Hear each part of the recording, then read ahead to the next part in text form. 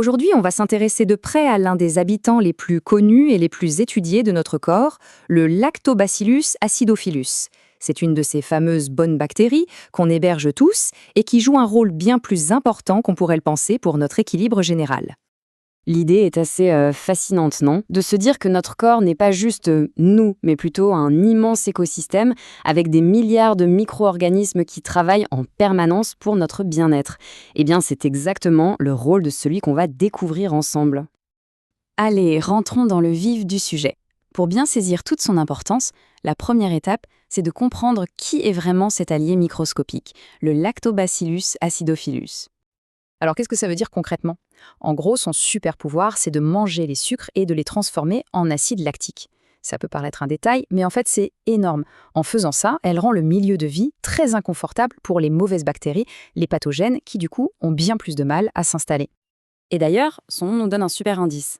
Acidophilus, ça veut dire littéralement qui aime l'acide. Elle est donc parfaitement dans son élément, dans le milieu acide qu'elle fabrique elle-même.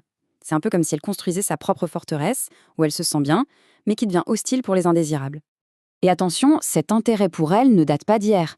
Tout a commencé au début du XXe siècle, quand des visionnaires comme Elie Metchnikoff ont eu l'intuition que les laits fermentés pouvaient être bons pour la santé. Et puis, en 1900, le docteur Ernst Moreau a fait un pas de géant. Il a réussi à isoler la bactérie pour la toute première fois. C'est lui qui a posé les bases de tout ce qu'on sait aujourd'hui. Alors là, c'est un point absolument crucial à comprendre. Il faut bien faire la différence entre l'espèce et la souche. Disons que Lactobacillus acidophilus, c'est le nom de la grande famille, l'espèce. Mais les vrais bienfaits, ceux qui sont prouvés par la science, ils sont liés à des membres très spécifiques de cette famille. Ce sont les souches, comme la LA14 ou la NCFM. C'est un détail qui change absolument tout quand on parle de l'efficacité d'un probiotique. Bon, maintenant, parlons de son terrain de jeu préféré, là où son rôle est le plus connu et le plus fondamental, notre système digestif. Dans nos intestins, cette bactérie se comporte un peu comme un chef d'orchestre. D'abord, elle aide à maintenir l'équilibre de tout le microbiote, notamment en prenant la place des bactéries qui pourraient nous causer des soucis. C'est pour ça qu'elle est souvent étudiée pour aider à réduire la durée de certains désagréments, comme la diarrhée quand on prend des antibiotiques, ou même pour apaiser des inconforts plus chroniques comme les ballonnements. Et voilà un exemple parfait de son utilité au quotidien. Pour les personnes qui ont du mal à digérer le lactose des produits laitiers, L-acidophilus est un vrai coup de pouce. Pourquoi? Parce qu'elle produit elle-même l'enzyme qui manque, la lactase. Et ça peut vraiment faire une différence. Mais attention, son influence ne s'arrête pas à la digestion.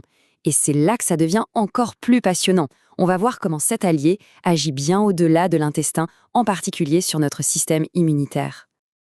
Regardez ce chiffre, 70%, c'est juste énorme.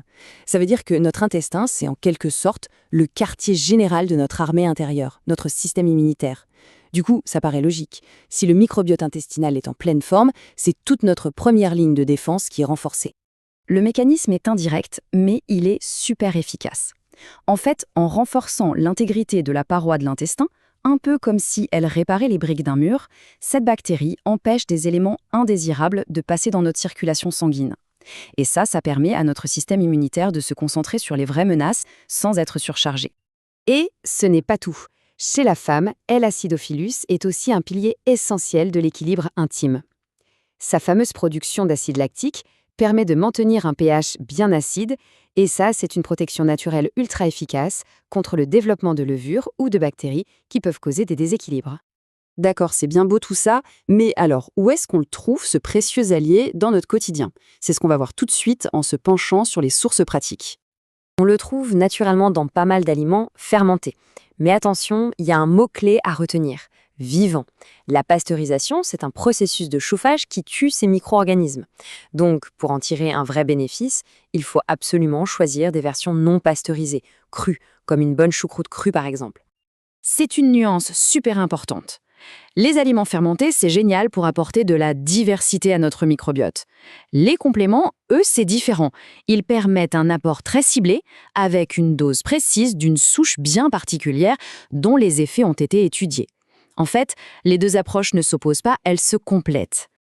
Maintenant, si on choisit de se tourner vers un complément, la grande question c'est comment être sûr de choisir un produit qui est vraiment efficace? Pour y voir plus clair, il y a quelques points essentiels à vérifier sur l'étiquette. Voilà une petite checklist à avoir en tête. Premièrement, la quantité. Il faut chercher une dose significative, au moins 10 milliards d'UFC. UFC, ça veut dire unité formant colonie. C'est juste la mesure du nombre de bactéries vivantes. Deuxièmement, le nom complet de la souche, pas juste Lactobacillus acidophilus. Et enfin, la garantie que ces bactéries seront bien vivantes et actives jusqu'à la date de péremption. Ah, la fameuse question du timing. C'est un grand classique, et c'est une question très pertinente, car le moment de la prise peut effectivement jouer sur l'efficacité. La recommandation qu'on entend le plus souvent, c'est de les prendre le matin à jeun. L'idée est toute simple. On veut leur éviter le grand bain d'acide gastrique qui se produit au moment de la digestion d'un repas. Ça leur donne une meilleure chance d'arriver en pleine forme là où on a besoin d'eux, dans l'intestin.